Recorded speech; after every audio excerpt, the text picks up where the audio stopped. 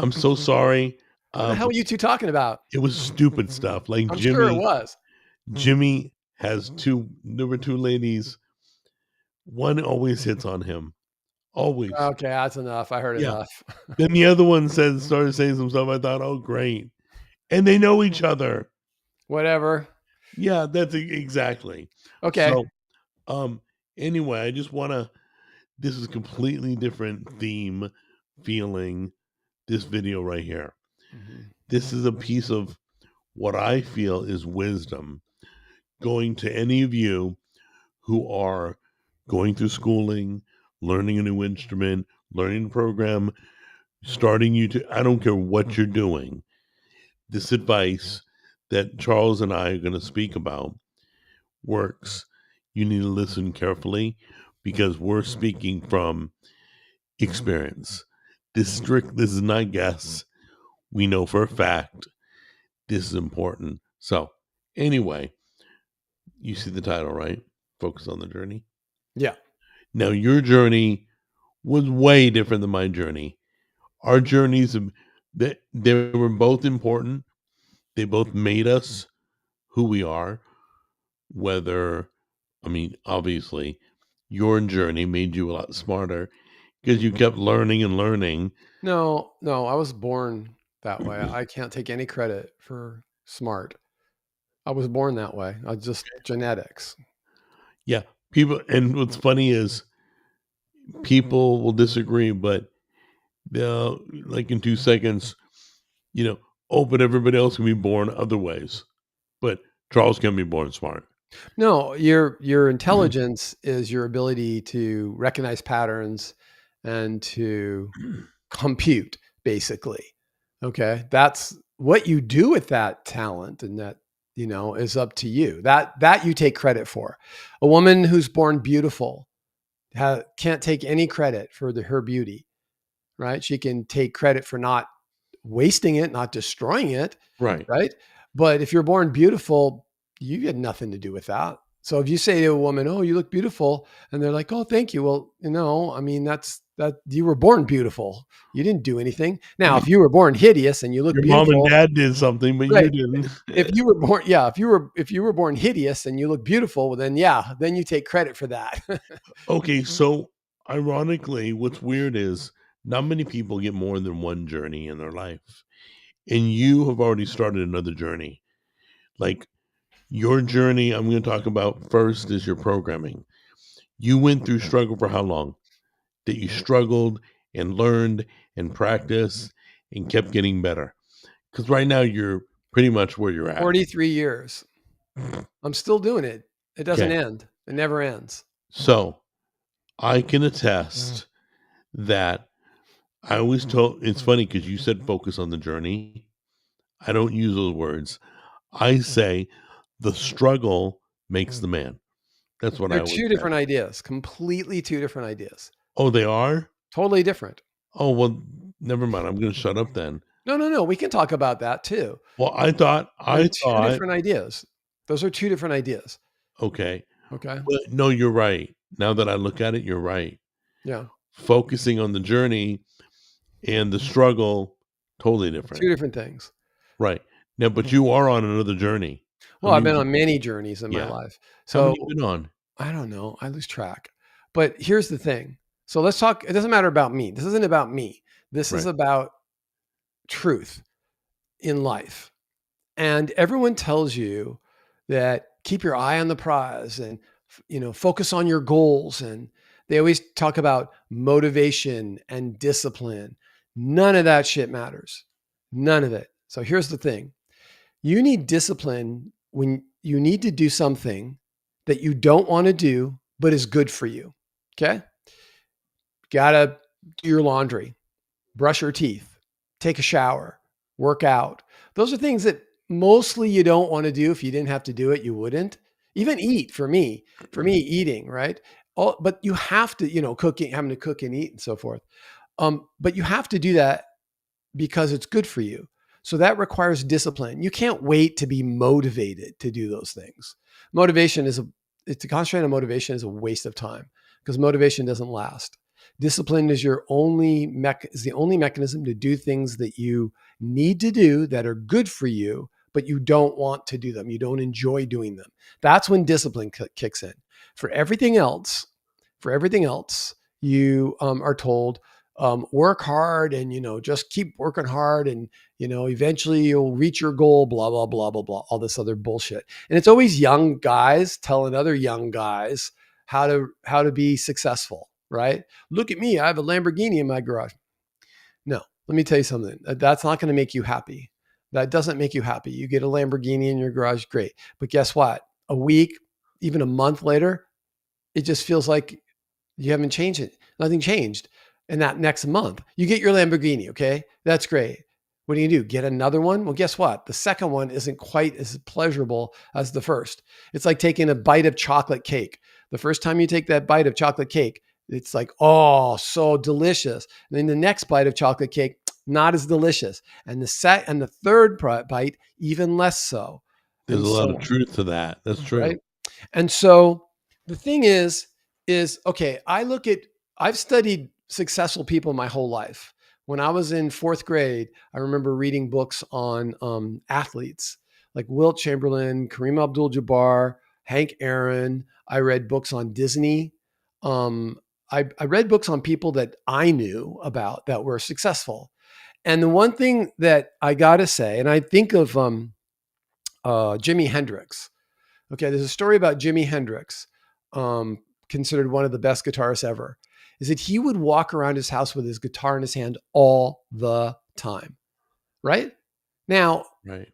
You'd have to pay me to do that, right? You know that. Yeah, you'd have to pay me to do that. I mean, he loved playing his guitar. He loved feeling his guitar. He walked around with it in his hands all the time. Now, I'm sure when he went to bed, he put it down, but you know what I mean? He loved the act of playing. And it wasn't like, I want to be, think about how he didn't say one day, I want to be the best guitarist on the planet.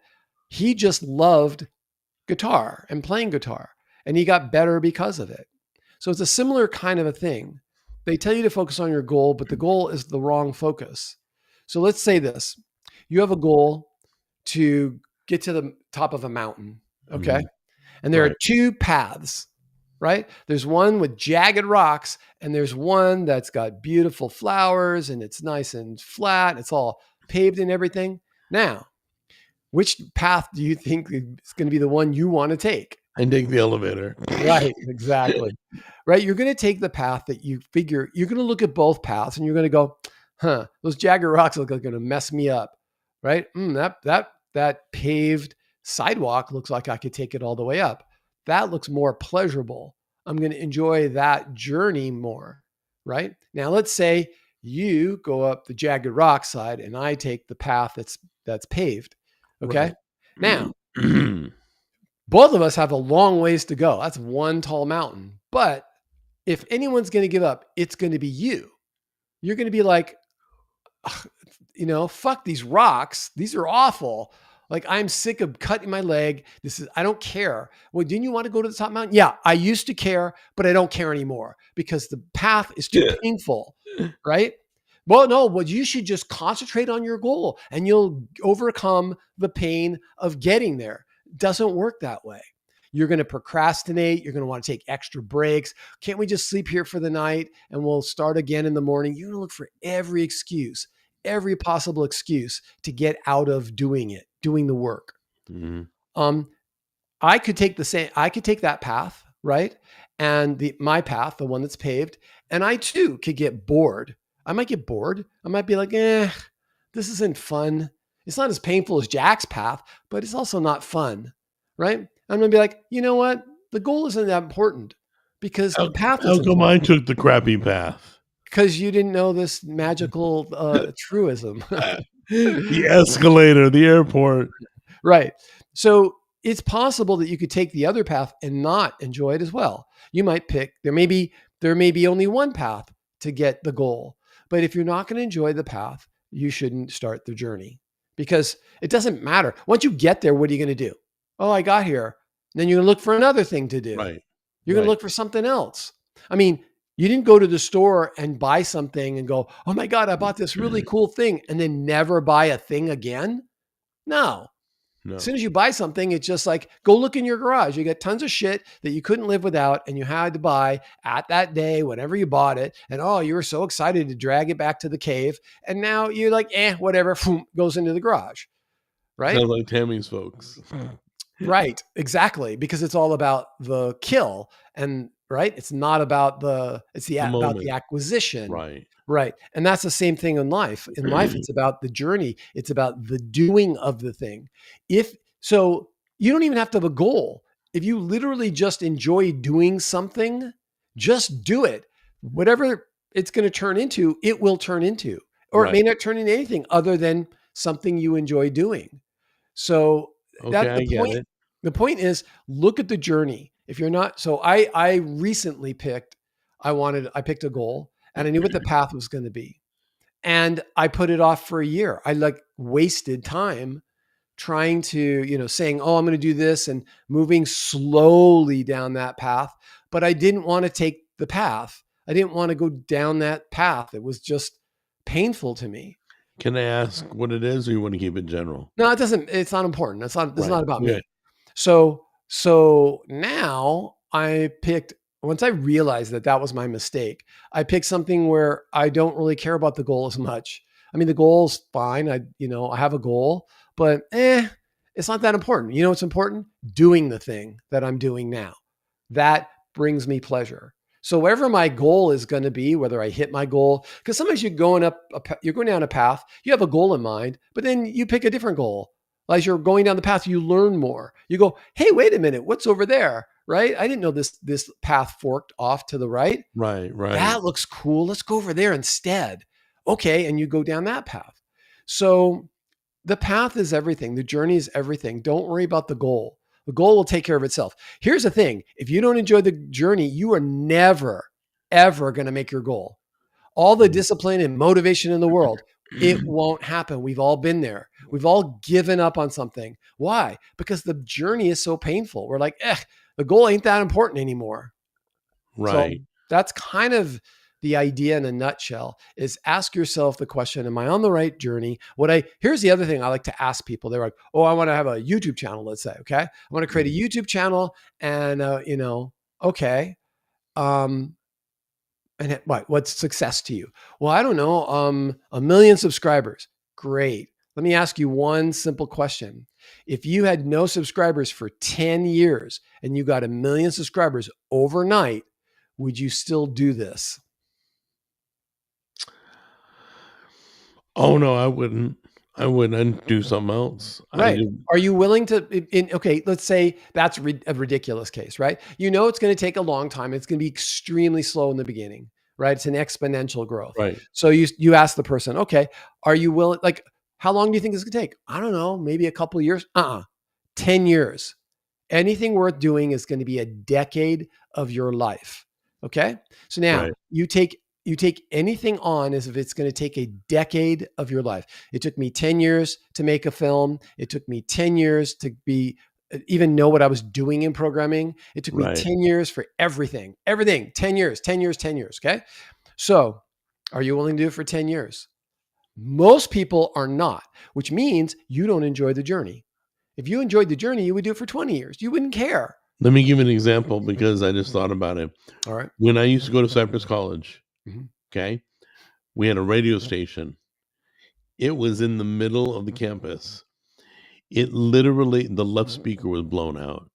Only the right speaker worked. We weren't on the dial.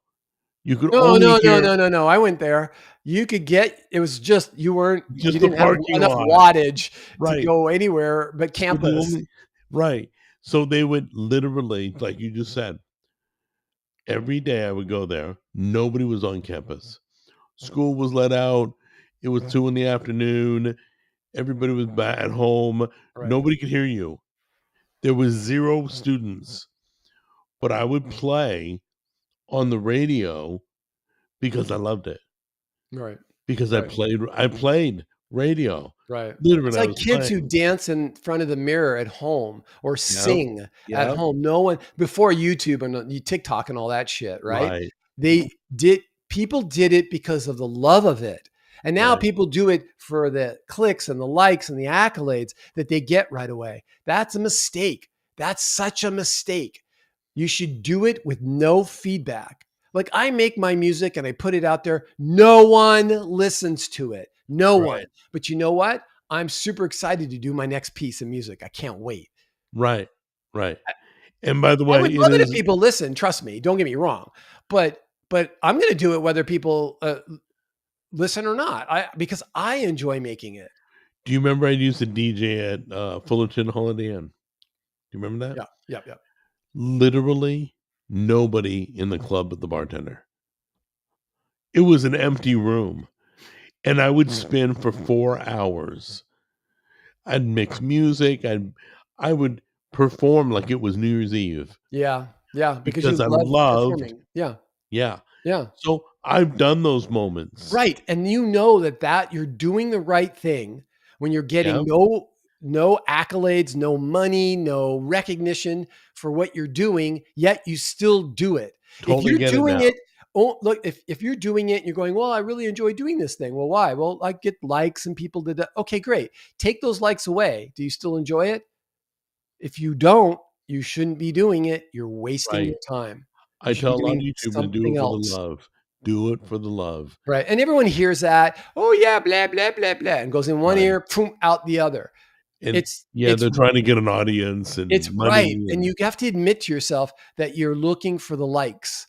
Look, what I would like, honestly, I want to put my music out there and I hope people enjoy listening to it. Okay. They don't have to tell me, right? That I just want to know that they're enjoying it. Okay. I don't want to hear, oh, you're the best composer ever. I don't want to hear that because I don't believe it. Right. Or, oh my God, this is amazing. It's not amazing. The next one's going to be amazing. This one's just okay. Right. The next one's better. Way better. Always. The next one's always like your masterpiece. Same with my videos. The next one, I'll fix it on the next video. Right. It's going to be great. Right. This one, but the thing is I go back and I do listen to my music every once in a while and be like, oh, wow, that's not half bad. Right. I'm like, I guess it wasn't as bad as I thought when I, put it out there. So I find that when I'm doing something that I love, I sat in this same room for 10 years writing screenplays.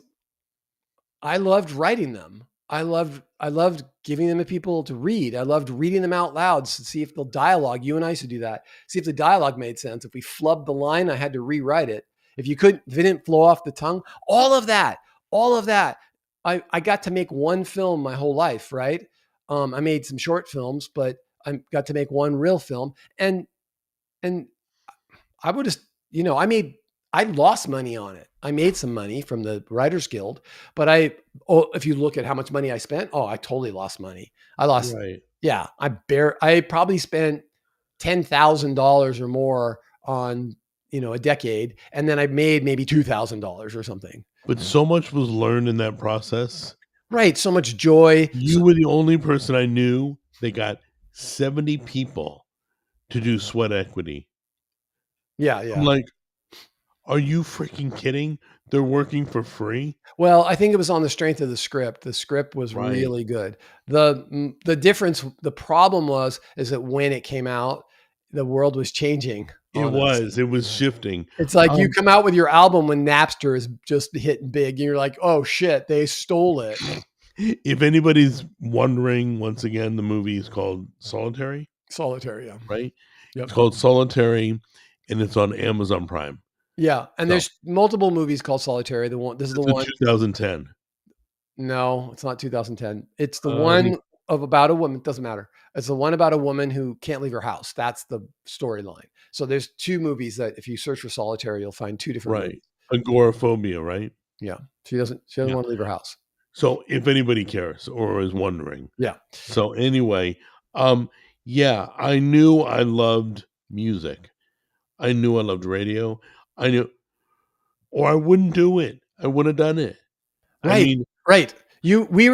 When you're a kid, you just do things because it's fun, right? When you're an adult, you forget that and you start doing things going, I got to be famous or I got to make a lot of money. Like when I was 15, when you get to that age, you start thinking about shit like that, right? When I was 15, I wanted to be a theoretical physicist because I wanted to do something like Einstein, right? I wanted to do something that was really groundbreaking and important and blah, blah, blah. It was all about me, all I my remember ego and you shit. would always talk about it. Right. And the thing is when I was like 30, when I finally gave up the ghost, right? I had given up on it a long time, right? I gave up on that dream in college when I realized that physics was just religion with math.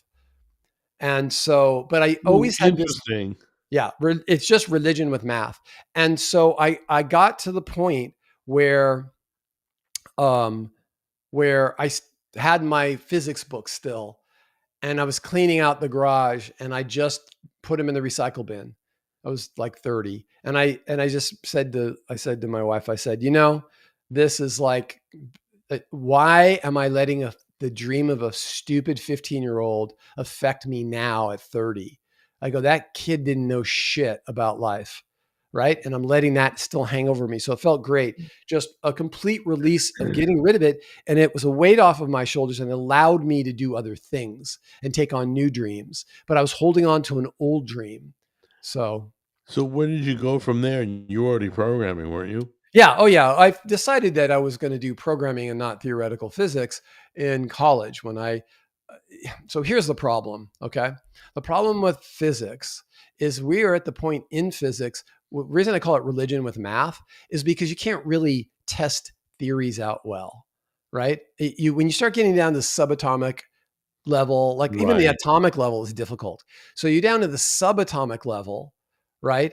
And you can't just measure stuff, right? Heisenberg pretty much, his uncertainty principle pretty much proved that was it's kind of impossible to the uncertainty is, think about this. You want to measure how fast a car is going. They use radar and they bounce light beams off the car and it comes back to the radar gun, and the radar gun measures the difference in time, right? So the first beam I always wondered. And then the next beam bounces, and because you're moving away or closer, it can calculate how fast you're going because it knows how fast it's putting out the beams. So we can say, well, the first one took this long and the next one took a little bit longer because you're going away, right? It calculates the difference. It knows the time difference, and it can say, well, that's how fast you're moving, right? Now, that's quick. Right? Now that's how we measure things. How do you measure something with your eye? Right? You see that I just saw a car go by in my window over here. Okay. How do I know? Because the light from the car, light comes from the sun, hits the car, bounces into my eye, and I see it. Okay. So that's how bouncing light off of something is typically, or even electrons in some cases with the electron microscope, is how we see. Okay. Now, what if you're trying to see an electron? What the hell do you bounce off of that? Let's like try to look at a bowling ball by throwing another bowling ball at it. It's funny because you talk about these little tiny ideas, and I'm thinking, I saw Ant-Man. I know all about it. I know everything he was talking about, quantum physics and all that.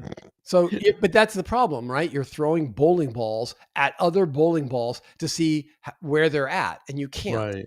You can't, because now as soon as I'm throwing a bowling ball, hits that bowling ball, the light hitting the car doesn't change how fast the car is going. Right? It doesn't really change the car speed. But if I throw a bowling ball at a bowling ball, the bowling ball's going to start moving in a different direction. And I can't predict where that's going to go. I can't measure that. Now, the thing I'm using to measure is the same size, if not larger than the thing I'm trying to measure. Right? In real life, you have light, photons, which are very small, right? Hitting very large things, massively large things that you use to be, to figure out how fast something is, where it's located, things like that. So once you get down to that level, it's all math. And now it's faith. It's literally faith. What's your faith in the math? And which the model becomes a religion. Becomes a religion. And I am not a religious person. So once I realized it's just religion with math, I went, oh, this sucks. No one's going to believe me because, like, if I said, oh, Einstein's wrong, it's E equals 1/2 mc squared, right? If I said that, people look at you like, who the hell do you think you are? You're talking about Einstein, right? Like saying Mother Teresa, right? You're talking about Einstein here, right? What do you think? You're smart as Einstein there, right? they're going to give you shit. And you're like, no, look, they don't even want to look at your formulas. They don't want to look at what you're talking about. They don't care. Einstein is, worshipped and upon high, and you're never going to take him down at that point. So unless you want to dedicate 30, 40 years to doing so. Right. And I didn't want to do that. With a computer, I could just prove it, right? Either my program worked or it didn't. Did it work? Did it crash? It was black and white. So it was at that point I gave up on that dream. But that dream was a bad dream. That dream was about ego. That was a bad dream. I wanted to feel important. I wanted to do something important. I wanted to do something of what I thought of value. Okay. And so I still want to do things of value, but it's not ego driven. I feel like I want to, shut up, Siri. Shut the hell up. I want to make something and put it into the universe so other people who do value it will enjoy it too.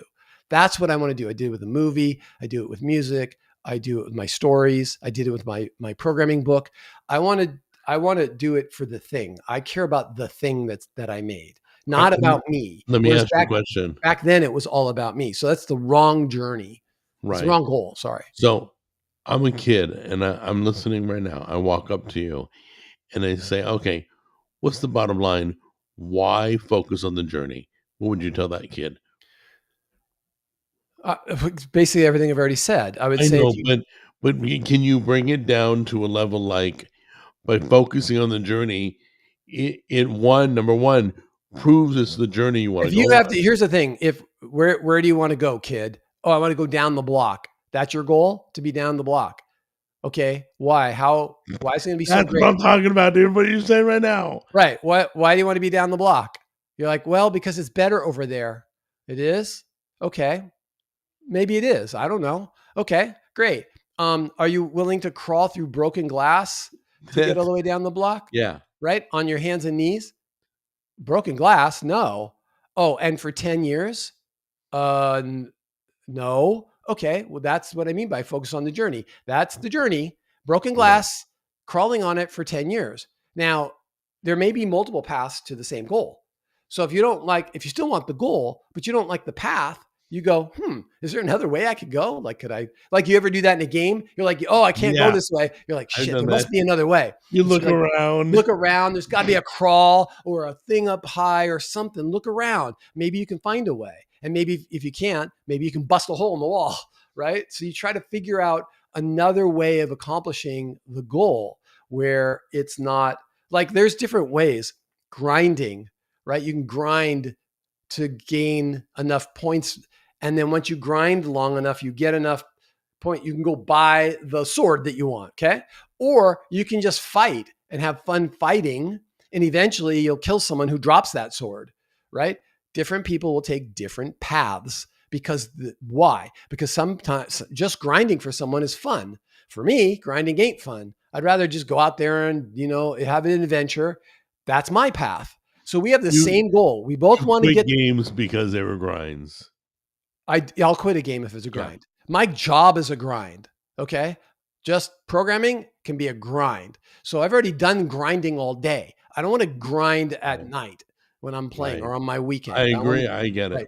I want to do something else. So for me, there's a different path to the same goal. We both want the same sword, right? But someone who doesn't grind, trust me, there's some value in grinding, right? There's some value in that. Sometimes I'll grind in a game every once in a while, but I don't want to grind the whole game. I won't mind, all right, this is going to be a grind. All right, I'll get through this. That's discipline. Discipline gets me through that. Okay. Something I don't want to do, but I want the goal and it's not very long and I'll be better off having gotten it. Okay. That's when discipline kicks in, but you can't be disciplined for 10 years. It's too hard. Okay. So what the difference between focus on the journey and the struggle makes the man, the journey is focus on it. Do you want to take it? Do you love it? Can you do it for 10 years? It's the journey. But then my comment was completely different. It's once you're on the journey, that's going to make you who you are. So I see how they're totally different. The struggle strengthens the man. Yeah, right? The struggle strengthens the man. That totally. I would say for sure. And there's nothing wrong with that. There's something to be said that's so valuable. And I haven't quite put my finger on it yet, but there's something so valuable about doing something that makes you, that you just misery, right? In the morning, I'm like, oh God, why do I come to these workouts? I'm just absolutely miserable in the Mhm. middle of it. Like I'm right in the middle of it, right? And I have to like lift the weight one more time, or I have to run around the building another 500 meters, whatever it is, whatever I have to do. Um, I think, God, why? And then at the end, I'm done and I'm driving home and I feel pretty good. And I think, okay, well, that's why, right? That's why I do it. It's so different for people who go there and find working out fun. They enjoy it. I'm like, no, but think about it. That's what I mean by the journey. They do it, and they'll do long periods of training for a competition, and they look forward to the next one. That's great for them. 100%. They're doing the right thing. They enjoy working out, getting better, checking their time, seeing how much stronger they're getting. All of that is enjoyable. That journey to doing that challenge or that Right. competition, whatever that is, that's great for them. And I always tell people, like, there's not a minute I enjoy in the gym, not 1 minute. I'm there 4 days a week. I'm there for an hour and a half. So you But really don't like going to the gym? I hate it. I hate it. It's such a weird concept But I because like the people. I like the people there. I enjoy the people. I get that. Yeah. How But many I times know do you go? four times a week. And Frick. it's brutal. It's brutal workouts. It's not simple, not easy. In fact, Friday, oh my God, it was awful. But anyway, the point is that for me, I have to do it using discipline. I can't say, oh, it's the journey to the goal. I don't have a goal. They're like, what's your goal this season? Like, oh, I'm going to run a half marathon. Someone will say, in class, they'll ask questions, and someone else will be like, oh, I'm going to do Spartan Challenge. And they get to me and I'm like, yeah, I just come here. I just come here and do this. Just be consistent. Just stay consistent. Keep consistently coming in.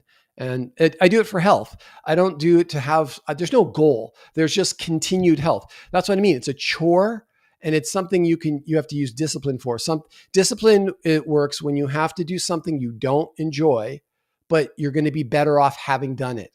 Brush your teeth, cook and eat, sleep. Like if I didn't have to do those things I'm mentioning, I wouldn't. I'd do other things because it's way more fun. I mean, there's always chores around the house. That's why I call them chores.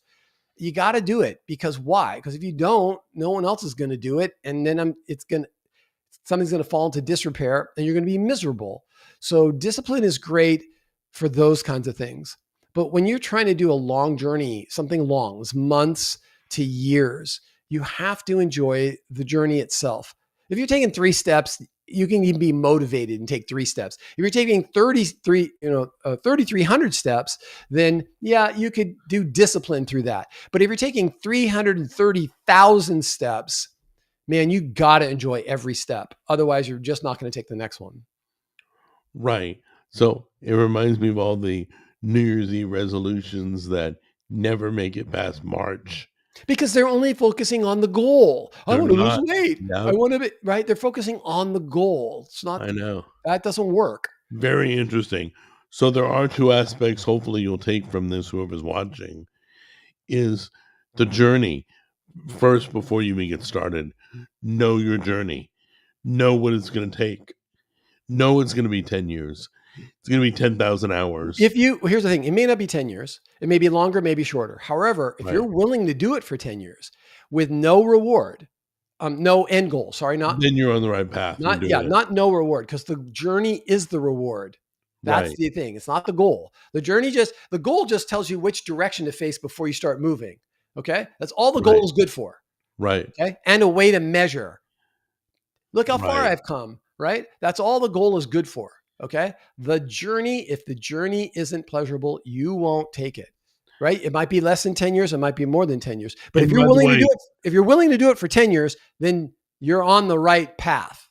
The struggle on the journey can be pleasurable too. Absolutely. Yeah. Absolutely. Yes. Look, life here, I always say this. Life, right? If life is too easy, life is a struggle. Okay. If life is too easy or life is too hard, you're doing it wrong. You need just the right amount of struggle in life. And another thing, another rule is, everybody wants fortune. They want money. Okay. But I've always found that fame comes first. Any category, fame first, then fortune follows. If you're good and first of all, if you love what you do, people know it, and that helps with people who are watching you. And you got to keep at it, and sooner or later, the money will come. Here's the thing: you don't need to be rich. Okay, that's the thing. I can attest to that, dude. You don't need to be rich to be happy. Okay, you don't need to be rich. Yeah, it'd be nice to have more money. Here's the thing: if you gave me $1 million, that wouldn't change my life. I'd still have to work. If you gave me $10 million, that wouldn't change. It would change my life, but I probably would still work because I still have to work. If you gave me $100 million, that'd be great because then I don't have to work. And that'd be great. Then you buy the company you work for. Right. But if you gave me $1 billion, I'd be miserable. Because now that's a ton of money. I have to be careful. What am I going to do with that money? How do I protect what do I do with all this money? How do I make use of it? Ugh, it's a burden now. Now, guess what? I have a new job. You just gave me a new job. I don't want a new job. Didn't they do a show on that? People who won lotto? Yeah, but that's a different thing. That's a totally different thing. That's a great show though. They completely plane crash. Yeah, it's a great episode.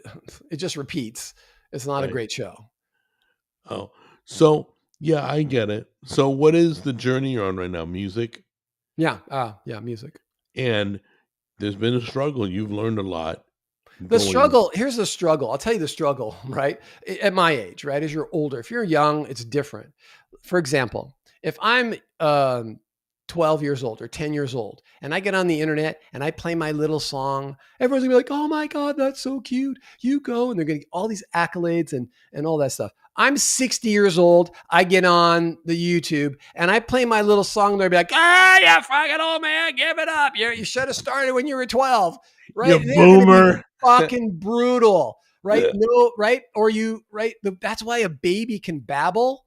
And everyone's like, oh, it's so cute. He's trying to say the words. But we're self-conscious as adults, babbling in a second language, right? We don't want to say the wrong thing. We're so self-conscious, right? We're not allowing ourselves to be in kindergarten, okay? So there's two rules that I learned doing music, right? Or just anything. But it was when I was doing music where it really hit home. Right. You have to allow yourself to be in kindergarten, okay? You're going to make shit and it's going to suck. And the thing is, when you're in kindergarten, you're too young to know that it sucks.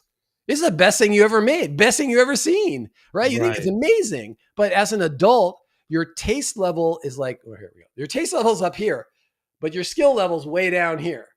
So now you're taking the shit that you can make and comparing it against the shit you've been admiring your whole life.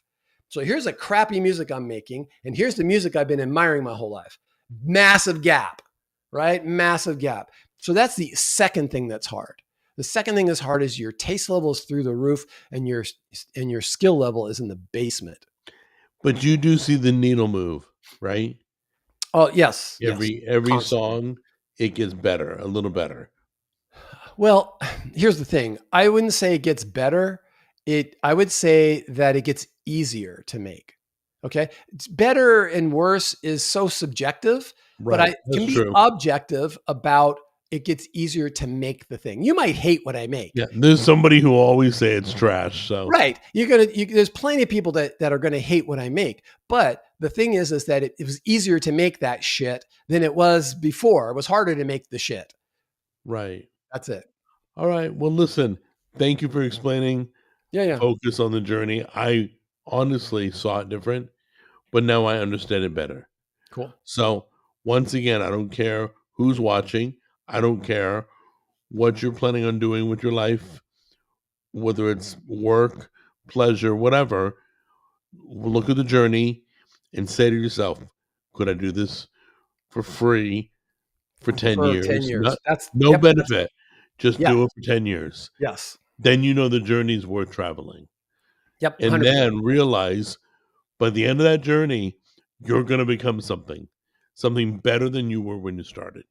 Yeah. And it's not just that, but you had 10 years of doing something that you loved. Right. And you know you love it because you're only going to do it for free, for nothing, for 10 years.